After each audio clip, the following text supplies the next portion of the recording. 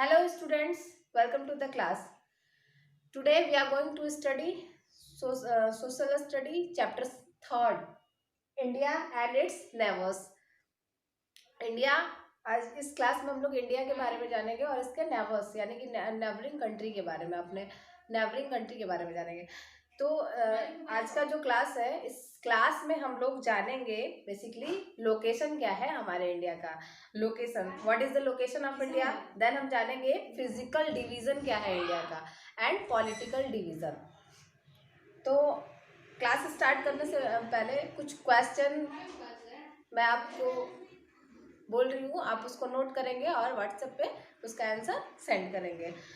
First आपको करना है, आपको बताना है the Indian state that has Thar desert, मतलब एक इंडिया स्टेट का नाम जहाँ पे थार डिजर्ट है।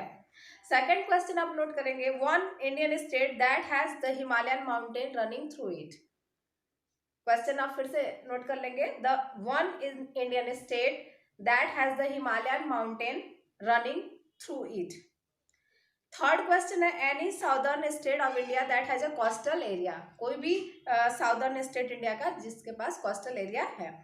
फोर्थ है, one Indian state through which the river Ganga flow, मतलब इंडिया का एक ऐसा स्टेट जहाँ से गंगा नदी होके बहती है।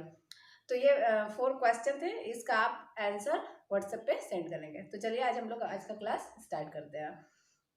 हमको जानना है इंडिया के बारे में, तो इंडिया का लोकेशन क्या है। सबसे पहले हम जानेंगे कि इंडिया की अगर हम बात करें तो इंडिया एक बहुत ही बड़ा कंट्री है और यहाँ पे भिन्न भिन्न तरह के लैंड फॉर्म्स है। हमारा जो इंडिया है यहाँ पे भिन्न भिन्न तरह के डाइवर्स लैंड फॉर्म्स हैं, डाइवर्स कल्चर है और यहाँ का जो सिविलाइजेशन है ये ओल्डेस्ट सिविलाइजेशन है वर्ल्ड का। अगर हम बात करें टर्म्स ऑफ एरिया, एरिया की बात करें तो एरिया वाइज अगर हम देखते हैं तो हमारा जो इंडिया है ये 7th लार्जेस्ट कंट्री है। एरिया वाइज अगर हम देखते हैं तो हमारा इंडिया क्या कंट्री है, 7th लार्जेस्ट कंट्री है वर्ल्ड का। अगर हम पॉपुलेशन वाइज देखते हैं, पॉपुलेशन वाइज तो हम ये पाते हैं कि हमारा इंडिया जो है वो सेकंड बोल सकते हैं कि लार्जेस्ट कंट्री है पॉपुलेशन वाइज। अगर हम देखते हैं चाइना के बाद सबसे ज़्यादा पॉपुलेशन चाइना में है, देन हमारे इंडिया में है। तो हमने देखा कि ये 7th लार्जेस्ट कंट्री। अब हम देखते हैं लोकेशन क्या है इसका। तो इंडिया जो है, अगर हम बात करें इंडिया का, तो इंडिया जब हम वर्ल्ड मैप देखेंगे तो हम ये पाएंगे कि इंडिया जो सबसे बड़ा कॉन्टिनेंट है एशिया, एशिया के साउथ में है। इंडिया कहाँ पे है, तो एशिया के साउथ में। आप देख सकते हो location of India in south Asia.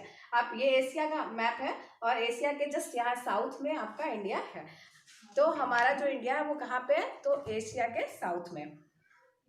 अगर हम बात करें इसके स्ट्रेच की, ये कहाँ से कहाँ तक फैला हुआ है, तो ये ईस्ट टू वेस्ट अगर हम बात करें इसका स्ट्रेच, नॉर्थ टू साउथ अगर हम देखें, नॉर्थ यानी कि ऊपर से नीचे तक, नॉर्थ से साउथ तक देखें तो ये 3200 किलोमीटर फैला हुआ है। नॉर्थ टू साउथ ये कितना फैला हुआ है, 3000 किलोमीटर। अगर हम बात करें ईस्ट टू वेस्ट, अगर ईस्ट टू वेस्ट की बात करें तो ये फैला हुआ है 2000, लगभग 2900 किलोमीटर। तो यहाँ पे 2900 किलोमीटर। तो हमने देखा इसका लोकेशन कहाँ पे है, तो ये एशिया के साउथ में है।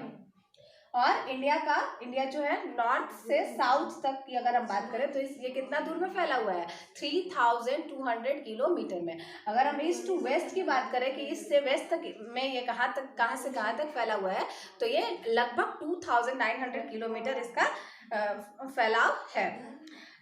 The southern part of India, हम यहाँ पे देख रहे हैं कि ये जो इंडिया है इसका जो साउदर्न पार्ट है ये घिरा हुआ है, सराउंडेड है 3 साइड ऑफ वाटर। मतलब हमारा जो इंडिया है वो 3 साइड, ये हमारा इंडिया का जो साउदर्न पार्ट है ये तीनों तरफ से वाटर से सराउंडेड है, मतलब 3 साइड से वाटर से सराउंडेड है। तो इसीलिए हम इसको बोलते हैं साउदर्न, बोल सकते हैं इंडियन पेनिनसुला।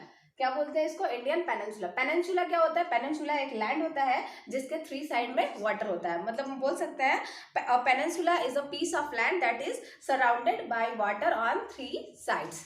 तो इसीलिए हम इंडिया को बोलते हैं इंडियन पेनिनसुला, क्योंकि इसके 3 साइड में वाटर है। आप देख सकते हो यहाँ पे बे ऑफ बंगाल है, यहाँ पे अरेबियन सी है और नीचे आपका इंडियन ओशियन है। तो इसके 3 साइड में वाटर है जिसकी वजह से हम इसको बोलते हैं इंडियन पेनिनसुला। तो ये था इसका लोकेशन। अब अगर हम लैंड बाउंड्री की बात करें, यहाँ पे जितना भी लैंड बाउंड्री है इसका इंडिया का वो 15,200 किलोमीटर है। लैंड बाउंड्री की हम बात करें, जितना भी हमारा इंडिया का जो मेन लैंड है वो इसकी जो बाउंड्री है वो 15,200 किलोमीटर लंबा है। अगर हम कोस्ट लाइन की बात करते हैं, कोस्ट लाइन क्या होता है, आप ये जो देख रहे हो कोस्ट जो तटीय एरिया है, तो जो कोस्ट लाइन है मेन लैंड का वो 6,100 किलोमीटर लंबा है। क्या लंबा है? कोस्ट लाइन, इंडिया का कोस्ट लाइन 6,100 किलोमीटर लंबा है। अगर हम बात करें नॉर्थ में, तो नॉर्थ में इंडिया यहाँ पे हिमालयन माउंटेन रेंज है जिससे ये सराउंडेड है। तो ये था हमारा इंडिया का लोकेशन। हमने इसमें देखा कि क्या लोकेशन है इंडिया का। अब आते हैं फिजिकल डिवीजन की बात करते हैं कि इंडिया का क्या फिजिकल डिवीजन है। तो हम लोग जानते हैं कि हमारा जो इंडिया है, इंडिया में डाइवर्स लैंड फॉर्म्स है। मतलब इंडिया के जो लैंड है यहाँ पे भिन्न भिन्न तरह के लैंड, यहाँ पे माउंटेन भी पाए जाते हैं, प्लेन्स भी पाए जाते हैं, डिजर्ट भी पाए जाते हैं, आइलैंड्स भी पाए जाते हैं। तो इस तरह से हमारे इंडिया में भिन्न भिन्न तरह के लैंड पाए जाते हैं, हिल्स पाए जाते हैं, माउंटेन्स पाए जाते हैं, डिजर्ट पाए जाते हैं, और यहाँ पे कोस्ट लाइन, फॉरेस्ट, ये सब भी पाए जाते हैं। तो ये इस तरह से हम बोल सकते हैं on the basis of its physical feature. Physical feature के आधार पे हमारा जो इंडिया है इसको हम डिवाइड कर सकते हैं 6 फिजिकल डिविजन्स में। मतलब यहाँ पे फिजिकल फीचर के आधार पे हमारे इंडिया को 6 फिजिकल डिवीजन में डिवाइड कर दिया गया है। फर्स्ट है नॉर्दर्न माउंटेन।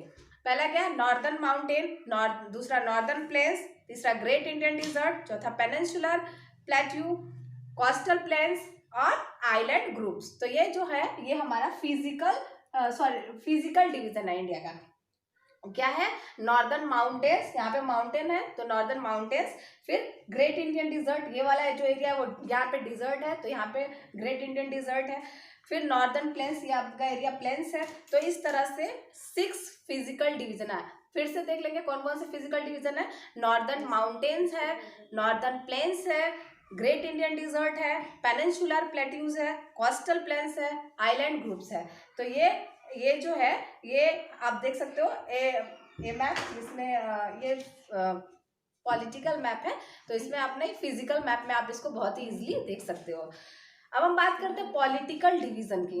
इंडिया का पॉलिटिकल डिवीजन क्या है? तो अगर हम बात करें एक कंट्री का, तो एक कंट्री को चलाने के लिए, बहुत ही अच्छे से चलाने के लिए हम इसको छोटे छोटे यूनिट में डिवाइड कर देते हैं। ये एक बड़ा सा देश है तो इसको हम अच्छे से चलाने के लिए, एक ऐसा पॉसिबल नहीं है कि एक आदमी यहाँ पे पूरे जगहों पे बहुत अच्छे से शासन कर सके, तो इसीलिए हम इसको छोटे छोटे यूनिट में क्या कर देते हैं? बांट देते हैं। और उसी स्मॉलर यूनिट को हम बोलते हैं स्टेट्स। क्या बोलते हैं? स्टेट। तो यहाँ पे हम ये इंडिया में 28 स्टेट हैं। कितने स्टेट हैं इंडिया में? 28 स्टेट्स हैं और 9 यूनियन टेरिटरीज हैं। इसमें हमारा कैपिटल टेरिटरी ऑफ दिल्ली भी आ जाता है, national capital territory of Delhi.